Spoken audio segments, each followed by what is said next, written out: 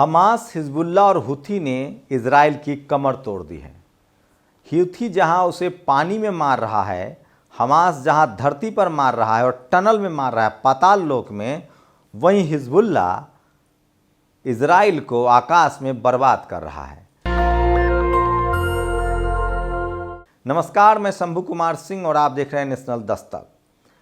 अब तक इजराइल पिछले 75 सालों से लगातार हमास पर आतंकी हमला करता था, लगातार हमास को ही बदनाम करता था मीडिया के दम पर, और उसे लगता था कि वो एक सुपर पावर है और इजराइल हमास को बर्बाद कर देगा, 2 मिनट में कब्जा कर लेगा। लेकिन सोचिए, जब असली युद्ध की बारी आई और जब फिलिस्तीनियों ने तय कर लिया कि अब मरना है या लड़ना है, तो इजराइल ने घुटने टेक दिए हैं।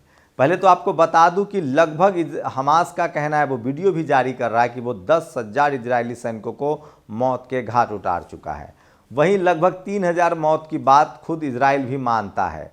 लेकिन सबसे ज़्यादा बुरी खबर इजराइल के लिए ये है कि अर्थव्यवस्था भी अब चौपट हो गई है। आपको पहले ही पता है कि इंटरनेशनल लेवल पर, कूटनीतिक लेवल पर इजराइल अलग थलग पड़ गया है।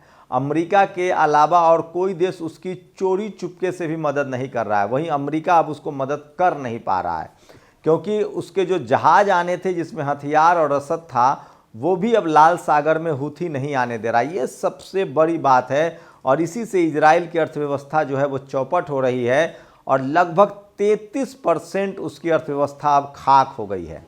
उसका पूरा कारोबार जो था वो समुद्र के रास्ते था और वो कारोबार अब चौपट हो गया है। आपको बता दें कि न तो चीन मदद कर रहा है, न रूस मदद कर रहा है, न ईरान मदद कर रहा है।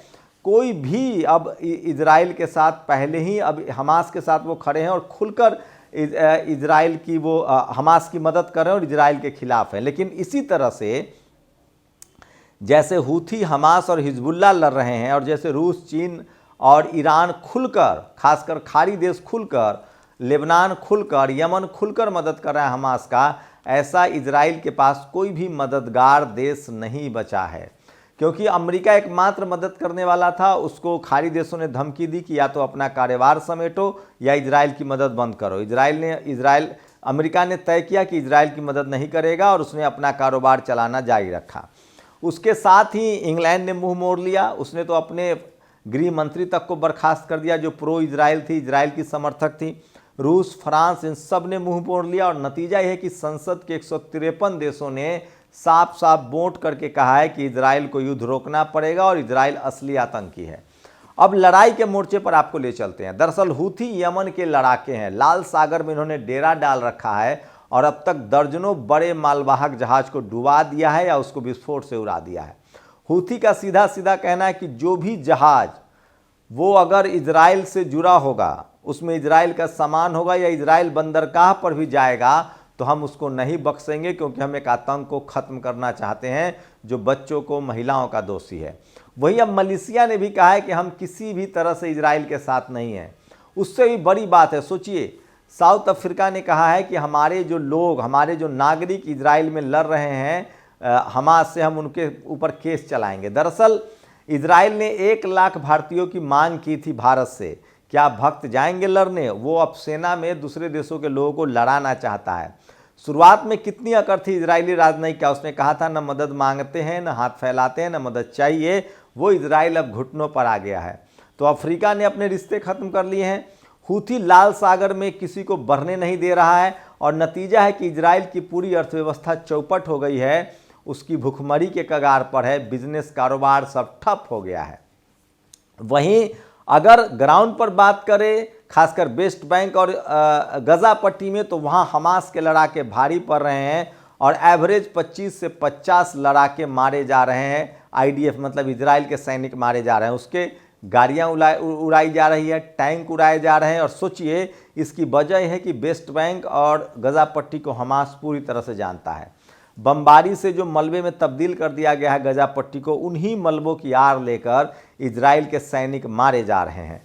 वहीं सबसे बड़ा हमला तो हिजबुल्लाह कर रहा है, क्योंकि उसके पास रूस, चीन और ईरान के हथियार हैं और कोई ऐसा शहर नहीं है जहां हिजबुल्लाह जो है वो अपने रॉकेट नहीं दाग रहा है। तो सोचिए, आकाश में हिजबुल्लाह युद्ध लड़ रहा है, धरती पर हमास युद्ध लड़ रहा है और पानी में हुती लड़ रहा है। और इन तीनों के डेडली कॉम्बिनेशन ने इजराइल की मतलब अब तक की सबसे बड़ी दुर्दशा कर रखी है। और इजराइल अब न तो आगे बढ़ रहा है न पीछे निकल पा रहा है। दरअसल इजराइल के बेंजामिन नेतन्याहू इस मामले में फंस गए हैं, न उनको उगलते बन रहा है न निगलते बन रहा है। सोचिए पिछले 75 सालों से किस तरह से हमास और फिलिस्तीन को बदनाम किया गया, लेकिन अब साफ है कि ये युद्ध अगर एक तरफा चल रहा था और इजराइल इसका असली दोषी है। हमास निर्दोष लोगों का शायद देश है और उनको निर्दोष लोगों को मारा गया। सोचिए 20,000 हवाई हमले में फिलिस्तीनी मारे गए हैं। अब 20 लाख फिलिस्तीनी के पास हथियार भी है, उनके पास जज्बा भी है और उनके पास अब खोने के लिए कुछ भी नहीं है। तो एक सनकी राष्ट्रपति या प्रधानमंत्री देश को किस तरह से बर्बाद कर सकता है, ये इतिहास में उदाहरण भरा पड़ा है। हिटलर को जानते हैं, मुसोलिनी को जानते हैं। अब उसी रास्ते पर बेंजामिन नेतन्याहू है और उसने अपने ही देश को राष्ट्रवाद के नाम पर युद्ध में धकेल दिया। और वो हिटलर की तरह, हिटलर ने यहूदियों पर हमला किया था, अत्याचार किया था, और ये जो बेंजामिन नेतन्याहू है वो फिलिस्तीनियों पर अत्याचार कर रहा है। और जिस तरह से हिटलर अंतिम तक कहता था कि हम युद्ध जीत रहे हैं, वही स्थिति बेंजामिन नेतन्याहू का है। अंत तक वो कह रहा है कि हम युद्ध जीत रहे हैं, जबकि सच्चाई ये है कि वो चारों तरफ से बर्बाद हो गया है। दुनिया का कोई भी देश अब इजराइल को मदद करने के लिए तैयार नहीं। इजराइल के तेल बंद कर दिए गए हैं। खाड़ी में कोई भी देश अब खुलकर इजराइल के साथ नहीं है, अमेरिका के दबाव के बावजूद।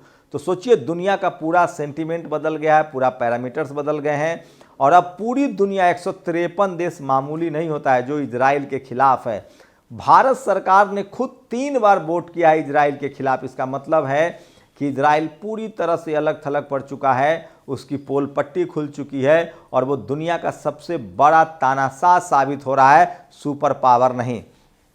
वहीं हमास के लिए और फिलिस्तीन के लिए सबसे जो बड़ी बात है, उनकी गरीबी ही उनका अब हथियार बन गया है। वो किसान थे, मजदूर थे, वो अपने देश में ही रहते थे, उनके पास ज़्यादा संसाधन नहीं था, सेना नहीं थी, आर्मी नहीं था, जहाज नहीं था, कोई वेल सेटल्ड इकॉनमी नहीं थी, इसलिए उनको दुनिया से ज़्यादा फर्क नहीं पड़ रहा है।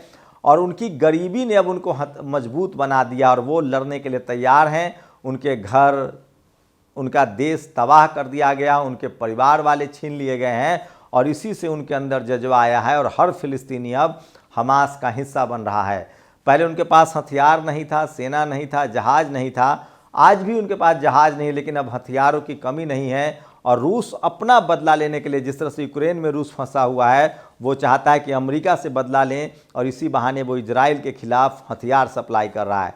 चीन खाड़ी देशों के संपर्क में है, वो हथियार सप्लाई कर रहा है। ईरान अपना बदला लेना चाहता है। तो अब जिस तरह से इराक पर हमला हुआ था, लीबिया पर हमला हुआ, खाड़ी देश चुप रहा, फिलिस्तीन के मामले में सारा खाड़ी देश एकजुट है। और सबसे बड़ी बात है कि जो फिलिस्तीन के पड़ोसी देश हैं वो पूरी तरह से इस युद्ध में उनके साथ है, चाहे वो लेबनान हो, चाहे ईरान हो, चाहे तुर्की हो, चाहे सीरिया हो, ये तमाम देश। और सबसे बड़ा मददगार यमन के लड़ाके हूथी निकलकर सामने आए हैं।